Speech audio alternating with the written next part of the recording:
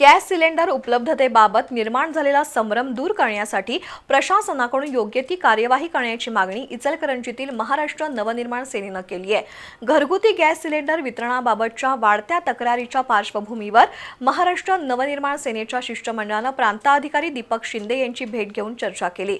दरम्यान प्रशासनाकडून योग्य ती कार्यवाही करण्यात येत असल्याचं प्रांताधिकारी शिंदे यांनी सांगितलं।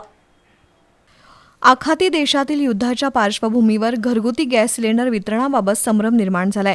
अनेकांना वेळेवर सिलेंडर मिळत नाहीत।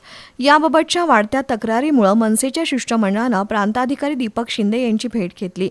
गॅस सिलेंडर उपलब्धतेबाबत निर्माण झालेला संभ्रम दूर करण्याची मागणी पदाधिकाऱ्यांनी केली, तर नागरिकांनी पॅनिक न होता प्रशासनाला सहकार्य करण्याचं आवाहन केलं। इचलकरंजीतील सर्व गॅस एजन्सींनी गॅस सिलेंडर वितरणाचा रोजच्या रोज लेखाजोखा ठेवावा आणि वितरण प्रक्रिया पारदर्शक ठेवण्याच्या सूचनाही प्रांताधिकारी शिंदे यांनी संबंधित अधिकाऱ्यांना दिल्या। कोणतीही गॅस एजन्सी कृत्रिम टंचाई निर्माण करत असल्याचं आढळल्यास संबंधितांवर कडक कारवाईचा इशाराही प्रशासनानं दिलाय।